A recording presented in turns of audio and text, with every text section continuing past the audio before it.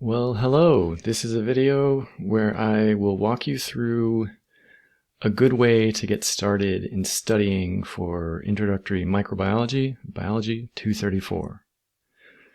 A lot of students, when they get to this class, have to make a big adjustment because they've been taking a different type of class and they've had different instructors with different expectations. So this is a completely expected, understood transition a lot of you have to make. So I just want to help you with that if you haven't figured out a good way to get started. So let's get into it. There are a few things you have to accomplish to do well at Biology 234 in the lecture part of the class, and that's your main challenge. Your main the higher stakes quizzes and exams are all lecture based. All the lab stuff, you have plenty of time, you can work with people and all that. But the pressure really you'll feel will be quizzes and exams. So what do you have to do well on those? And we could think of it as three different things, but one of them is learn the words. So the study guides have these vocabulary lists, and that is important because that's the terminology we're swimming in on the quizzes and exams. Partly I'll be asking you, what word is this? Like I'll describe an idea and say, what word is that? And sometimes the words will be on the word list, so all you have to do is know which word it is and copy it over. But sometimes it'll be not on the word list and you'll have to remember it. So you'll have to have studied for those things in different ways, and we'll come back to that. But that's a big part of what you're having to do is learn all this new terminology. And along the way, like in any other biology class, you're learning terminology, but what we really want is for you to understand the ideas and concepts that are represented by that terminology. So, for example, if I say ribosome, I don't want you to memorize the definition of a ribosome. I want you to picture a ribosome and what it does, and be able to tell me that it's made of a bunch of different enzymes stuck together, and it can make a new protein, and be able to tell me what is a protein. So kind of how does it make that protein? Where does it get the information it uses to make that protein? All of that should be tied up in your idea of a ribosome. And if you're going to explain to me what, a ribosome is, you should be able to do it in your own words. If you can do that, it means you understand the concept of ribosome. So that's an example.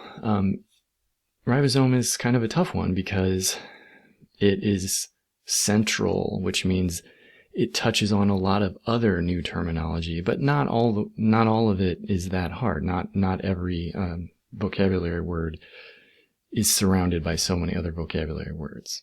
So there are some that are very challenging and some that are not. So I think a good way to get started is to do these 6 steps I'm going to give you, and what these will do is help you learn the terminology at the depth you need it, while simultaneously working towards getting that understanding you need. And what these will show you is which resources to use. Now, different students will use different resources, and that's what I want, because the best thing you can do is use the resource that works best for your brain. But if you don't know what that's going to be, then this is how I think you should start. And so this is where students should start. So the first thing I recommend doing is just writing a list of all the vocabulary words. Just write them all down. So write them down as a checklist. This does 2 things for you. First, it primes your brain so that when you go and start studying, you see those words and you're not seeing them for the first time, and your brain gets this little signal, oh, that's important, remember that. So if you have written these words, all of them once, if you forced yourself to go through and write every single word in that vocabulary list, then when you see them in the slides, the videos, or the study guide, a little pop will happen in your brain and it will help you. The second thing it does is give you a checklist you can use to organize your studying.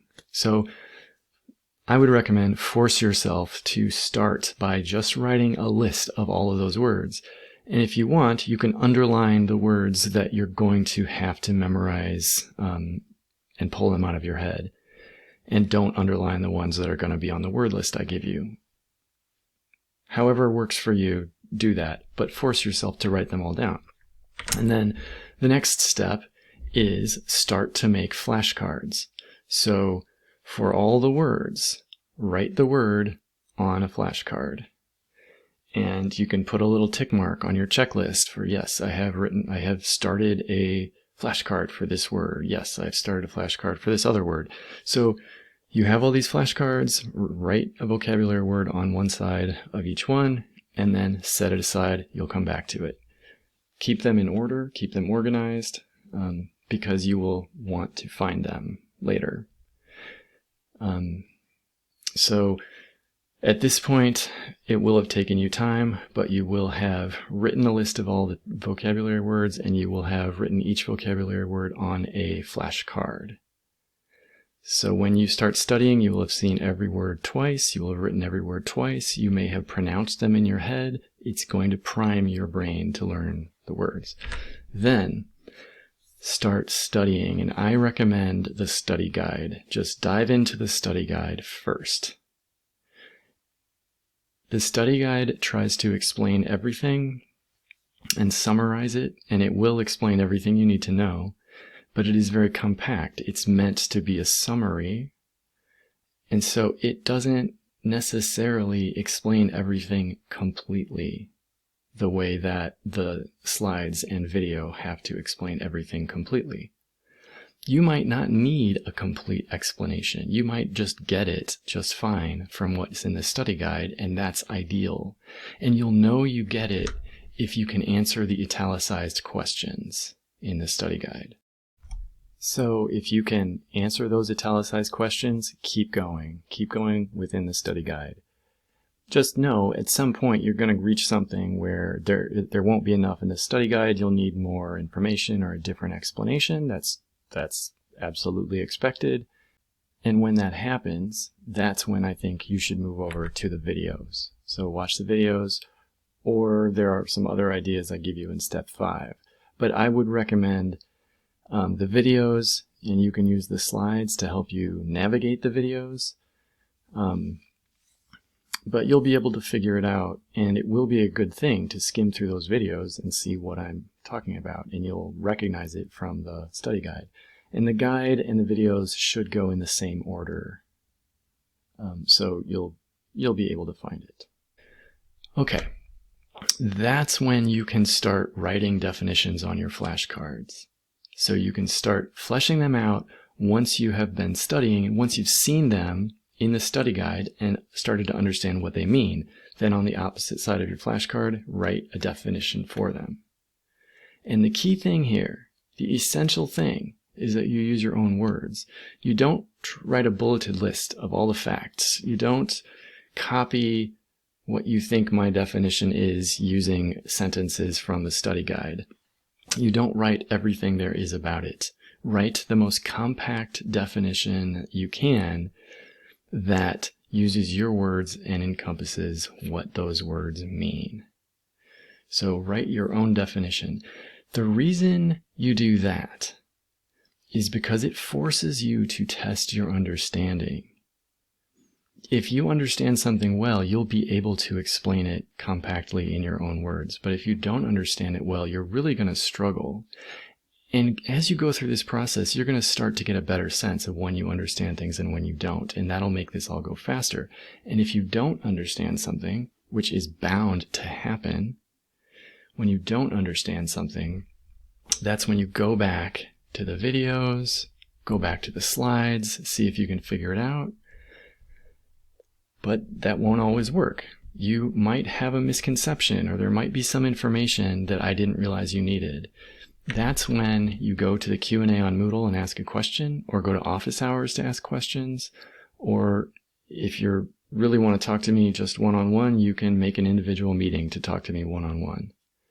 And that's the most efficient thing. If you can come to talk to me with a few questions, we can really address those questions. That's a good situation. And I should tell you, maybe you've never done this before, but the top students in every class I've had come to my office hours to ask a lot of questions. The people getting 100% on every exam are asking me questions all the time because they have a sense of when they understand and when they don't. And if they don't, they want to fix that. People who are earlier in their educational career might not have as good a sense of whether they understand something well or not. And that is something you develop. And this is how you develop it. And then at this point, you have flashcards that have a definition on one side and the word on the other. So you can study those whenever you have a spare moment. And you can test yourself using those. And that self-testing is the critical step, because that is what builds the retrieval pathways you're going to need to recall that information when you take a quiz or exam. And this brings up another critical point. For the words that are bold or underlined, so the words are bold and underlined on the study guides, those words are the ones that are not going to be on your word list. So you're going to have to know those off the top of your head. So when you test yourself using your flashcards, you can't just flip over your flashcard. You can't just say the word is ribosome and flip over the flashcard. You have to write it. You have to write ribosome on a separate piece of paper before you flip it over. That is a more rigorous test of your ability to write the word ribosome from memory, and that's what you got to do. So those are the 6 steps. It is a lot of work. Every step is time consuming. There's no way around that. If you want to get 100% on every quiz and 100% on every exam, this is one direct path to doing that.